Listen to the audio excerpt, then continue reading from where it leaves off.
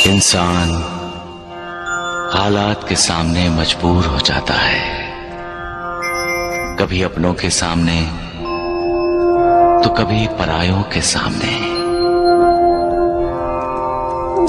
इंसान को मजबूर देखकर कभी कभी मालिक भी मजबूर हो जाता है, क्योंकि जो कुछ भी होना है प्रारब्ध के अनुसार होना है, और मालिक की मजबूरी यह है कि वो प्रारब्ध में हस्तक्षेप नहीं कर सकता। जब कोई विश्वासघात करता है तो दिल फटता है, आंखें रोती हैं। पूरे संसार से ही नहीं, मालिक से भी विश्वास में दरारें पड़ जाती हैं। लेकिन मालिक पर अपने विश्वास को कभी डोलने मत दो। हालात कितने भी बुरे क्यों ना हों, मालिक का साथ होगा तो सारी मुश्किलें हल हो जाएंगी। राजा हरिश्चंद्र की मिसाल तो सबके सामने है। राजपाट, धन दौलत, राजमहल सब छिन गया, यहां तक कि उसकी बीवी और बच्चा भी उससे अलग हो गए। फिर भी राजा हरिश्चंद्र का विश्वास नहीं डगमगाया, कभी सच्चाई का साथ नहीं छोड़ा। सच क्या है? सच कौन है? सच ईश्वर है, सच भगवान है, सच मालिक है।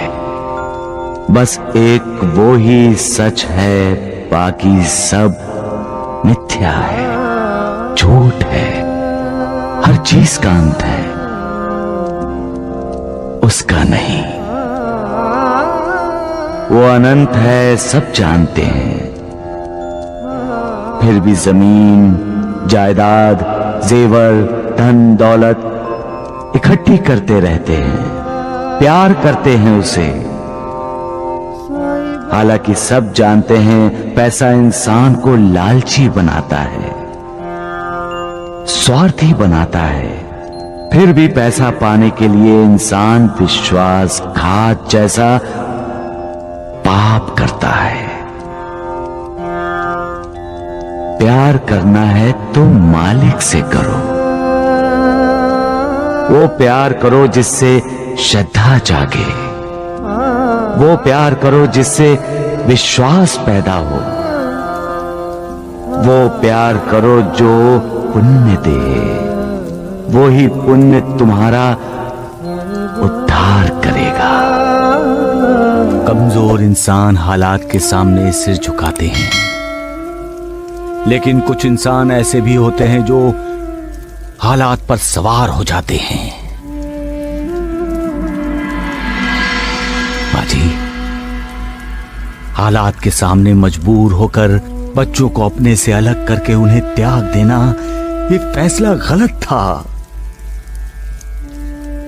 माता पिता को अपने बच्चों को हालात से लड़ने की शिक्षा देनी चाहिए, हालात के सामने मजबूर होने की नहीं। हालात के सामने मजबूर हो जाना ही पलायन है। ये सोच ही इंसान में निराशा को जगाती है। आपके बेटे और बहू ने बच्चों को त्याग देने का फैसला लेकर अपने बच्चों को कौन से संस्कार दिए मां जी?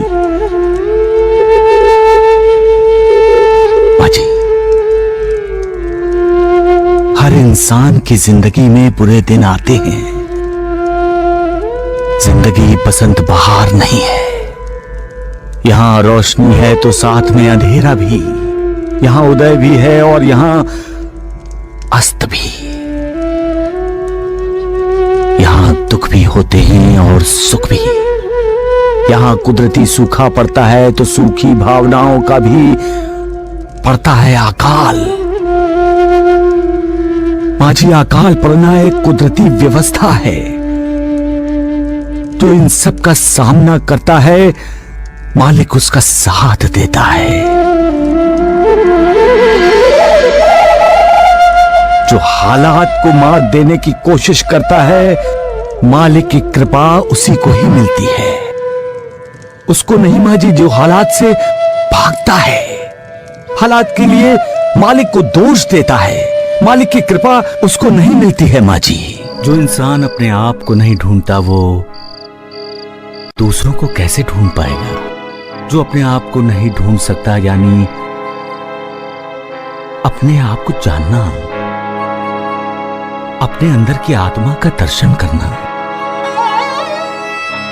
अपने अंदर ज्ञान का जो प्रकाश है उससे अपना जीवन प्रकाशित करना। जब अपना जीवन प्रकाशित हो जाए तब दूसरों की खोज आसानी से की जा सकती है। कोई मिसाल दे सकते हो तुम? एक तपस्वी साधु का शिष्य था। कई वर्ष कोशिश करने के बाद भी वो ध्यान नहीं लगा सका। आखिर वो अपने गुरुदेव यानी उस तपस्वी साधु के पास गया। बोला, इतने वर्षों से मैं ध्यान लगाने की कोशिश कर रहा हूं लेकिन ध्यान लग ही नहीं रहा। तो फिर तपस्वी साधु ने क्या कहा? साधु ने कहा, तुम इस देश के राजा के पास जाओ, ध्यान कैसे लगाया जाता है वो तुम्हें शिक्षा देंगे। एक राजा? हाँ गुरुदेव। वो राजा के पास गया और जाकर उसने देखा कि राजा तो मदिरा और मदिराक्ष में डूबा हुआ है। हाँ गुरुदेव, ऐसा ही हुआ। नर्तकी का नृत्य देखने वाले राजा को देखकर शिष्य लौटने लगा। तो राजा ने उसे रोका और जब उसे ये पता चला कि शिष्य को साधु ने भेजा है तो उसने शिष्य को कहा कि अब आए हो तो हमें आतिथ्य सत्कार का अवसर दो, यही? बिल्कुल ऐसा ही हुआ गुरुदेव। आराम शिष्य ने कभी देखा नहीं था। उसे देखने को मिला, उसे अनुभव करने को मिला और रात के भोजन के बाद जब उसे भव्य और ऐश्वर्य संपन्न शयन कक्ष में सोने को मिला तो वो जी भर के सोया होगा और क्या? नहीं गुरुदेव, शिष्य एक पल के लिए भी नहीं सो सका। क्यों? क्यों नहीं सो सका? क्योंकि जिस पलंग पर वो लेटा था उसके ऊपर एक बहुत नाजुक धागे से एक तलवार लटक रही थी। ऐसा लगता था किसी भी वक्त धागा टूटेगा और तलवार सीधी उसके सीने में घुस जाएगी। कहानी का ये मोड़ अच्छा है साईं। सुबह हुई, राजा आया। उसने विनम्रता से पूछा, महात्मन आपको नींद तो ठीक से आई ना? शिष्य ने कहा, राजन इस लटकती तलवार ने मुझे रात भर सोने नहीं दिया। सोना चाहता था, नींद भी आ रही थी, लेकिन बार बार लटकती तलवार याद करके आंखें अपने आप खुल जाती थी। तब राजा ने क्या कहा? राजा ने कहा, मान्यवर ध्यान ऐसे ही किया जाता है। ध्यान करने के लिए आंखें बंद करके पद्मासन लगाकर बैठना ही आवश्यक नहीं है।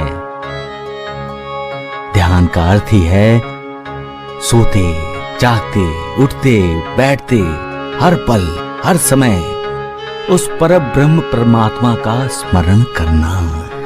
बढ़िया, बहुत बढ़िया साईं, बहुत बढ़िया कहानी सुनाई तुमने, वाह। गुरुदेव, जब हम ध्यान लगाते हैं तब हमें हमारे अंदर की आत्मा के दिव्य दर्शन होते हैं और आत्मा के दिव्य प्रकाश में ही हमें उस निर्विकार के दर्शन हो जाते हैं। इसलिए कहते हैं कि पहले अपने आप को खोजो। वाह मालिक वाह, तुम्हारा भी जवाब नहीं। आज तुमने बता दिया कि इंसान तुम्हारी इस दुनिया में अकेला आता है और अकेला ही चला जाता है। अपनी जिंदगी में उसने चाहे कितनी भी भीड़ जमा कर ली हो तो भी उस भीड़ में वो अकेला ही रहता है। उसकी जिंदगी में ऐसे कई पल आते हैं जहां वो अकेला ही रहता है। अकेले ही वो पल जीता है। उसके सुख दुख उसके अपने ही तो होते हैं। उसके सगे संबंधी दोस्त उसके साथ मिलकर उसका दुख हल्का करना चाहते हैं, लेकिन इंसान को अपने दुख की तीव्रता को अकेला ही झेलना पड़ता है। वो अपने सुख में दूसरों को शामिल कर लेता है, परंतु उसको खुद को जो खुशी मिलती है वो उसके अकेले की खुशी होती है। अकेलेपन से डरने वाला तुम्हारा इंसान जिंदगी में ही अकेला हो जाता है। तुम इंसान को इशारा करते हो कि किसी माया किसी मोह में मत फंसो, कोई लाभ नहीं, क्योंकि सब कुछ यहीं छोड़ जाना है। सबका मालिक।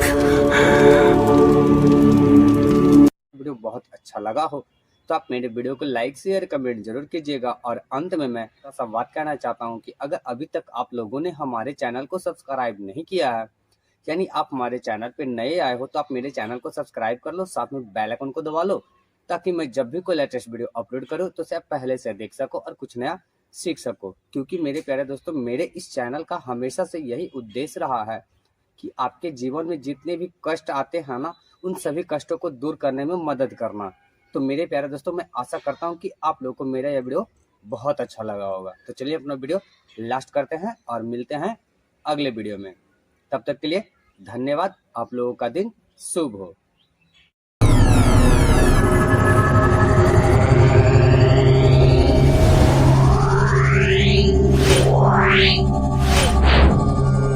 Yeah.